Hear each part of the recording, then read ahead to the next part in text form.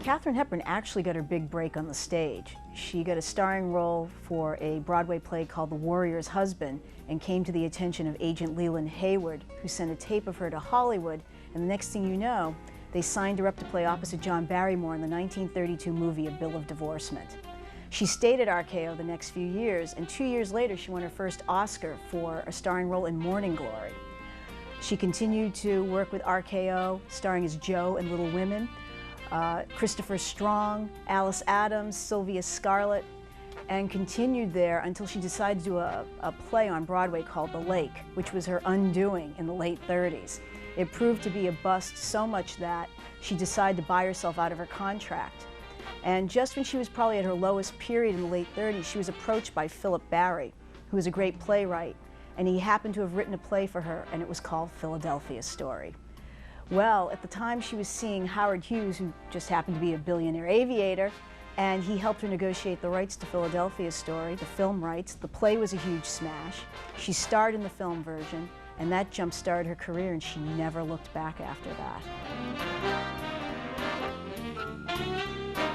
One of the reasons why the American Film Institute named her the #1 actress of the 20th century, I think, is obvious, in that she probably has had more range than any other film actress, as well as great stage presence. I mean, here's someone who is able to play absolute screwball comedy in Pat and Mike, Death Set, Philadelphia Story, costume drama in Mary Queen of Scotland, in Lion in Winter. She could take on social issues in Guess Who's Coming to Dinner, and she could even play the romantic part in something like Summertime or The Adventuress in African Queen. It didn't matter what the role was, she could play it. Older, young, feeble, but mostly she enjoyed playing strong, independent women with something to say. And for that, I think she'll always be remembered.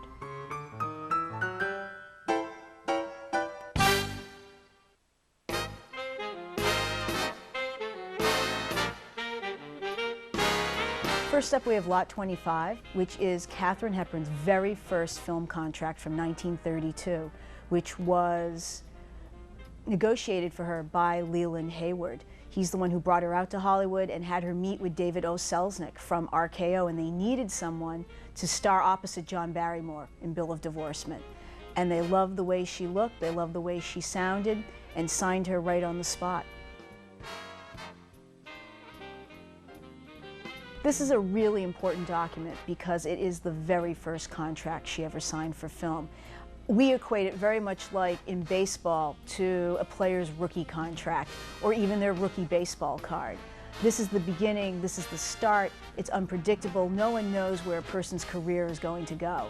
And to have that first document in your hand is an amazing artifact of a person's career.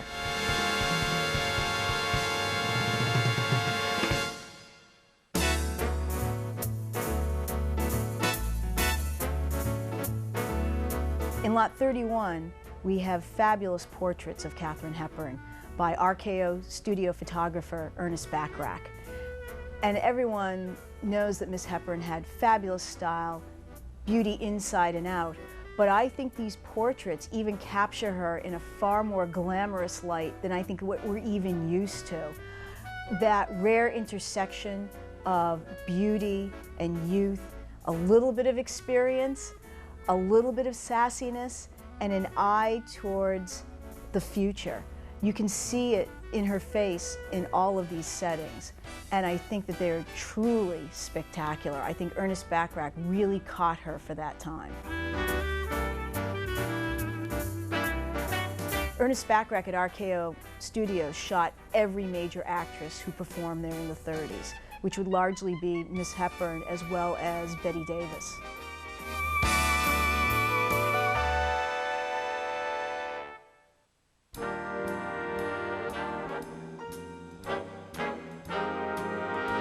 Lot 218, we have 3 annotated Shakespeare books, Measure for Measure, Merchant of Venice, and The Taming of the Shrew.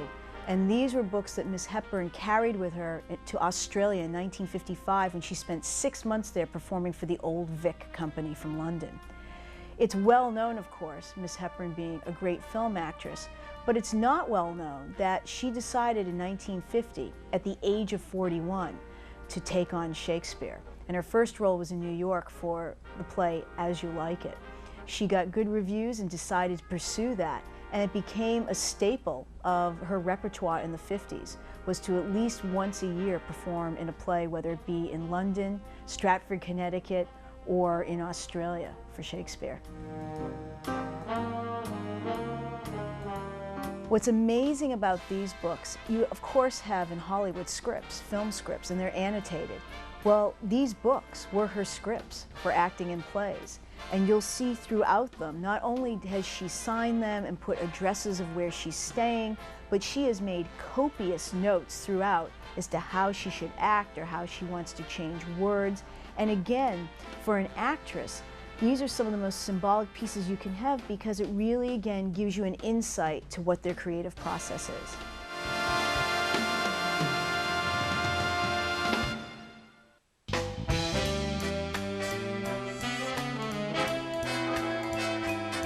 Next, you'll see Lot 96, which are 2 purchase agreements for the rights to the film Philadelphia Story.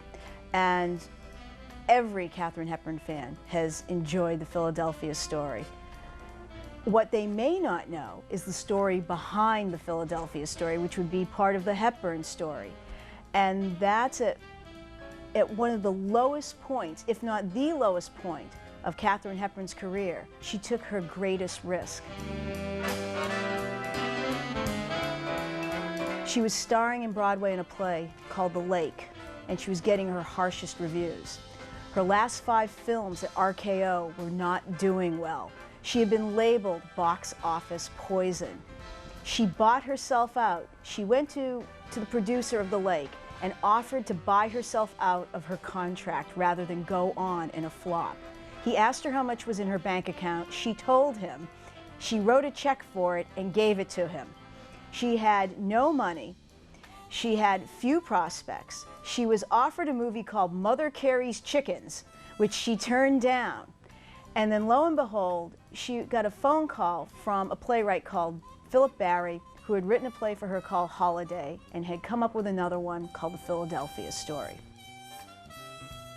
Instead of simply taking it to MGM and offering it to him and giving herself the lead role, she took it one step further, which was amazing, not just for a woman, but for any actor to do this in the 30s, which were days of the studio system and 7-year contracts, which bound you to a studio. She went to her beau, who at that time was Howard Hughes, billionaire aviator, and he agreed to lend her the money to buy the film rights to the Philadelphia Story. And without telling the head of MGM, Louis Mayer, who owned them, she negotiated those rights, resold them to MGM, and ended up jump-starting her career.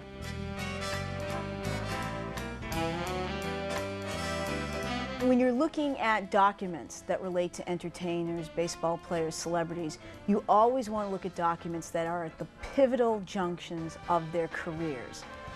Again, we spoke about the Bill of Divorcement first contract. Very important because it is the start, it's the beginning.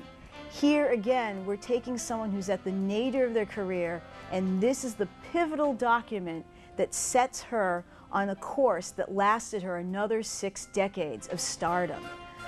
Collectors are going to look at that and show that to be the pivotal moment in her career, and they're going to bid accordingly.